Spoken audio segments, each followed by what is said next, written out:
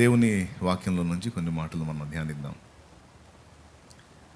Bible గ్రంథంలోంచి తిమోతికి పౌలు రాసినటువంటి మొదటి పత్రిక, తిమోతికి రాసిన మొదటి పత్రిక 4వ అధ్యాయం 7వ వచనం. అపవిత్రములైన ముసలమ్మ ముచ్చట్లను విసర్జించి దేవభక్తి విషయంలో నీకు నీవే సాధకము చేసుకొనుము. మనం చదువుకున్నటువంటి వాక్య భాగంలో అపవిత్రములైన ముసలమ్మ ముచ్చట్లను విసర్జించి దేవభక్తి విషయంలో నీకు నీవే సాధకం చేసుకో అనే మాట చెప్పాడు.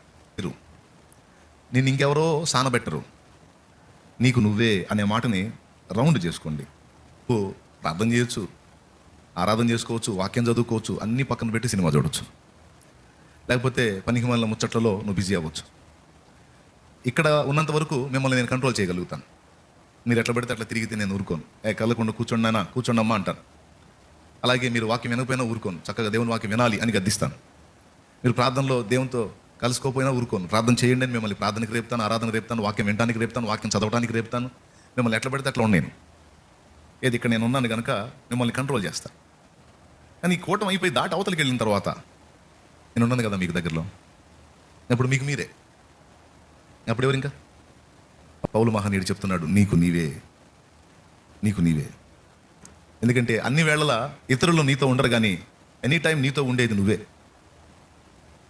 రెండవది పరిశుద్ధాత్ముడు. కాబట్టి అన్న అందినా అందకపోయినా, ఆత్మీయులైనటువంటి సోదరీ సోదరులు అందినా అందకపోయినా, నా భక్తి జీవితాన్ని, నా ఆత్మీయ జీవితాన్ని, నా విశ్వాస జీవితాన్ని, నా పరిశుద్ధ జీవితాన్ని నేను బ్యాలెన్స్ చేసుకోవాలి, నాకు నేనే సాధన చేసుకోవాలి అనే పాఠాన్ని ఈ ఒక్క మాటలో, ఫస్ట్ మాటలో మనం నేర్చుకోవచ్చు. వస్తున్నాం దేవుని సన్నిధిలో, కొన్ని మాటలు వింటున్నాం, ఆ విన్న మాటలు గుండెల్లో పెట్టుకుంటున్నాం, పోయి 6 రోజులు లోకం జీవితంలో వాటిని కలిగి బ్రతుకుతున్నాం. అలాగ మీరు లైన్లో ఉన్నారు కాబట్టి ఇంతవరకు విశ్వాసంలో నిలిచున్నారు. అంటే దేవభక్తి విషయంలో మీకు మీరే సాధకం చేసుకుంటున్నారు. అయిపోయి అవతలికి వెళ్ళామంటే ఇక నీకు తోడయ్యే వాళ్ళందరూ కూడా ఆత్మీయత నుంచి, భక్తి నుంచి, దేవుని సహవాసం నుంచి వెనక్కలాగే వాళ్ళే తప్ప నిన్ను ప్రోత్సహించే వాళ్ళు ఉండరు. లైవ్లో జూమ్లోకి వచ్చిన వాళ్ళు, లైవ్లోకి వచ్చిన వాళ్ళు కూడా ఎక్కడెక్కడో ఉన్నారు. పాపం ఎక్కడ ఉన్నప్పటికీ, వేరే దేశాల్లో ఉన్నప్పటికీ వాళ్ళ భక్తి సాధన వాళ్ళు చేసుకుంటున్నారు. టైం రాగానే ధన్వాన్ అందుబాటులోకి వచ్చేసి వాళ్ళు వాక్యానికి అందుబాటులోకి వస్తున్నారు, ఆరాధనలు ఏకీభవిస్తూ ఉన్నారు. అంటే వాళ్ళు తెలుసుకున్నారు, ఎలాంటి వాతావరణంలో ఉన్నా, ఏ దేశంలో ఉన్నా, ఏ రాష్ట్రంలో ఉన్నా, ఏ ప్రదేశంలో ఉన్నా, అనేక మంది భక్తి విషయంలో నన్ను వెనక్కలాగుతున్నా నేను మెళకువగలిగి దేవుని మార్గంలో ముందుకు సాగిపోనట్లు దేవభక్తి విషయంలో నాకు నేనే సాధకం చేసుకోవాలనే ఆ గ్రహింపు వాళ్ళకి అర్థమైంది. కాబట్టి వాళ్ళందరూ లైన్లో ఉన్నారు. మీరు ఎందుకంటే ఆ దినం వచ్చేంత వరకు, ఆయన రాకడ వచ్చేంత వరకు ఎన్ని ప్రతికూలతలు ఎదురైనా మన భక్తిని, ఆత్మీయతను, విశ్వాస జీవితాన్ని కోల్పోకుండా జాగ్రత్త పడాలి.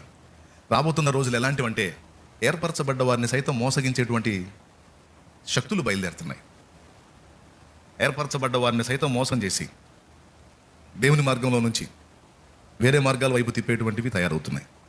సిలువ, మరణ, పునరుద్ధానములు మూడింటిని కూడా దృష్టిలో పెట్టుకొని ఎప్పుడు అది మాత్రం విస్మరించొద్దు. మన పునాదే అది. మన పాపముల నిమిత్తం ప్రాయశ్చిత్తార్థమైన శిక్ష యేసు మీద పడిందనే స్పష్టమైన గ్రహింపు కలిగి అంతవరకు ఆయనే నా రక్షకుడు అనేటువంటి స్థిర విశ్వాసంతో ఊపిరి వదిలేంత వరకు కూడా, తుది శ్వాస విడిచేంత వరకు కూడా ఆ విశ్వాసం నుంచి వైదొలకుండా జాగ్రత్తగా నిలిచి ఉండండి. ఇబ్బందో, అవమానమో, ఆనందమో, దేవభక్తి చేసేవాడిని సమాజం కొంచెం చులకనగా, ఎగతాళిగా మాట్లాడే పరిస్థితి కూడా ఉంటుంది.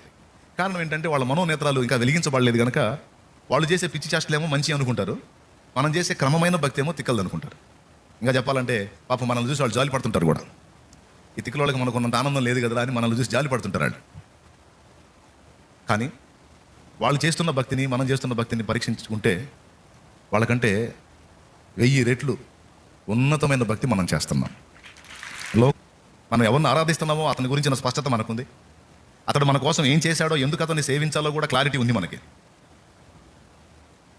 ఇక మిగిలిన పరిస్థితులు ఎందుకు చేస్తున్నారో, ఏం చేస్తున్నారో ఏం మాట్లాడే పని లేదు, అర్థం కావట్లా. కాదు అంతే.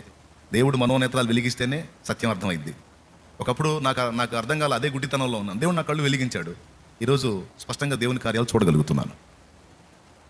దేవభక్తి సాధన అనేది ఇప్పటి జీవానికే కాదట, రాబో జీవానికి కూడా ప్రయోజనకరమట.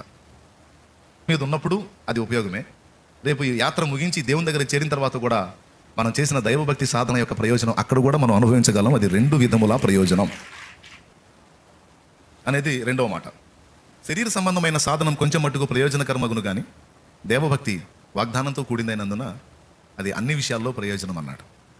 అంటే ఇప్పటి జీవం విషయంలోనూ, రాబో జీవం విషయంలో కూడా అది వాగ్దానంతో కూడిందైనందున అన్ని విషయాల్లో నీకు బెనిఫిట్ ఇస్తుంది అంటాడు, ప్రయోజనం అంటాడు. దేవునికి మహిమ. పెద్దగా చెప్పండి, ఇంకోసారి చెప్పండి. కాబట్టి దేవభక్తిలో నిండి ఉన్నటువంటి వ్యక్తుల్ని సమాజం ఒకవేళ తేలిగ్గా చూస్తే దాన్ని బట్టి ఎవరు కృంగిపోవాల్సిన అవసరం లేదు. నువ్వు చేస్తున్న భక్తి సాధన యొక్క ఫలం అనేది ఈ లోకంలో నువ్వు నీ బిడ్డలు అనుభవించడమే కాక ఈ యాత్ర ముగించిన తర్వాత కూడా దీని ఫలాన్ని నువ్వు పొందుతావు. నీవు రెండింతల మేలు పొందబోతున్నావు. అది వాడికి అర్థం కాదు, చెప్పిన వాళ్ళకి ఎక్కి సాగదు. ఈ దేవుడే వాళ్ళ కళ్ళు వెలిగించినప్పుడు ఒక్కొక్కడు నేను మారినట్టు మారాలి.